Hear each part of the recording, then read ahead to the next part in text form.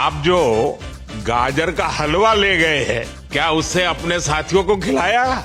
जी प्रधानमंत्री जी, ये कुछ चीजें मैं अपने देश की खाने की लेके आया था, जैसे गाजर का हलवा, मूंग दाल का हलवा। तो हम सभी ने बैठ के इसका स्वाद लिया साथ में, और सबको बहुत पसंद आया। वहाँ की परिस्थितियाँ कितनी अलग हैं? यहाँ पे तो सब कुछ ही अलग है प्रधानमंत्री जी। छोटी छोटी चीजें भी बहुत मुश्किल हो जाती हैं। अभी आपसे बात करते वक्त मैंने अपने पैरों को बांध रखा है, नहीं तो मैं ऊपर चला जाऊंगा। माइक पे भी जैसी चीजें हैं, को छोड़ भी दूं तो भी ये ऐसे फ्लोट करता रहता है। जब भी किसी से बात होती है तो मैं होमवर्क जरूर देता हूं।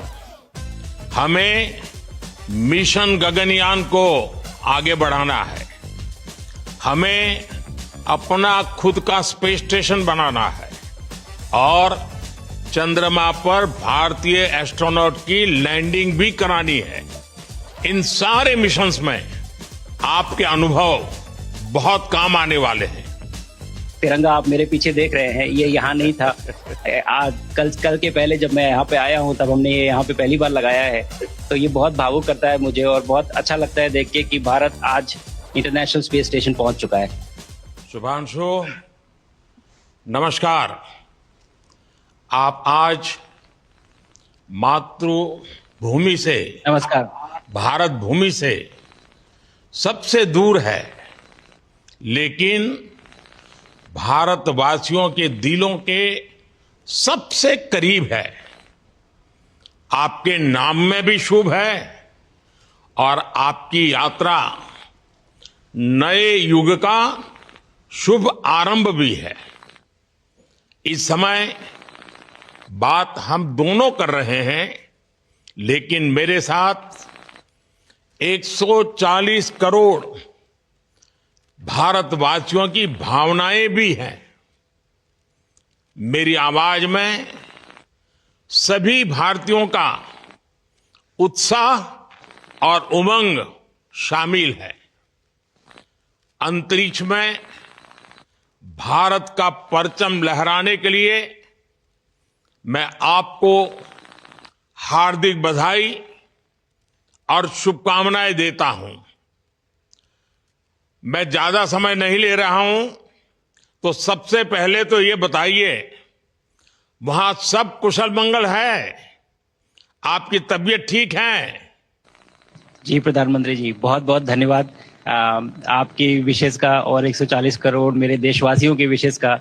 मैं यहाँ बिल्कुल ठीक हूँ, सुरक्षित हूँ। आप सबके आशीर्वाद और प्यार की वजह से बहुत अच्छा लग रहा है। बहुत नया एक्सपीरियंस है ये, और कहीं ना कहीं बहुत सारी चीजें ऐसी हो रही हैं जो दर्शाती हैं कि मैं और मेरे जैसे बहुत सारे लोग हमारे देश में, और हमारा भारत किस दिशा में जा रहा है। ये जो मेरी यात्रा है, ये पृथ्वी से ऑर्बिट की 400 किलोमीटर तक की जो छोटी सी यात्रा है, ये सिर्फ मेरी नहीं है।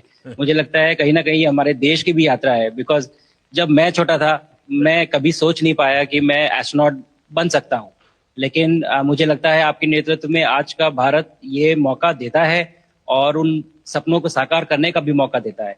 तो ये बहुत बड़ी उपलब्धि है मेरे लिए, और मैं बहुत गर्व फील कर रहा हूँ कि मैं यहाँ पे अपने देश का प्रतिनिधित्व कर पा रहा हूँ। धन्यवाद प्रधानमंत्री जी। शुभ। आप दूर अंतरिक्ष में है, जहां ग्रेविटी ना के बराबर है, पर हर भारतीय देख रहा है कि आप कितने डाउन टू अर्थ है। आप जो गाजर का हलवा ले गए हैं, क्या उससे अपने साथियों को खिलाया? जी प्रधानमंत्री जी, ये कुछ चीजें मैं अपने देश की खाने की लेके आया था, जैसे गाजर का हलवा, मूंग दाल का हलवा, और आमरस। और मैं चाहता था कि ये बाकी भी जो मेरे साथी हैं, बाकी देशों से जो आए हैं, वो भी इसका स्वाद लें और चखें, जो भारत का जो रिच culinary हमारा जो हेरिटेज है, उसका एक्सपीरियंस ले। तो हम सभी ने बैठ के इसका स्वाद लिया साथ में, और सबको बहुत पसंद आया। कुछ लोग हैं कि कब वो नीचे आएंगे और हमारे देश आए और इनका स्वाद ले सके हमारे साथ। शुभ। परिक्रमा करना भारत की सदियों पुरानी परंपरा है। आपको तो पृथ्वी माता की परिक्रमा का सौभाग्य मिला है।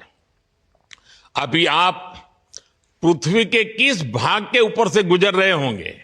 जी प्रधानमंत्री जी, इस समय तो मेरे पास ये इंफॉर्मेशन उपलब्ध नहीं है, लेकिन थोड़ी देर पहले मैं खिड़की से, विंडो से बाहर देख रहा था, तो हम लोग हवाई के ऊपर से गुजर रहे थे। अच्छा। और हम दिन में 16 बार परिक्रमा करते हैं, 16 सूर्योदय और 16 संन्यास, सनराइज और सनसेट हम देखते हैं ऑर्बिट से।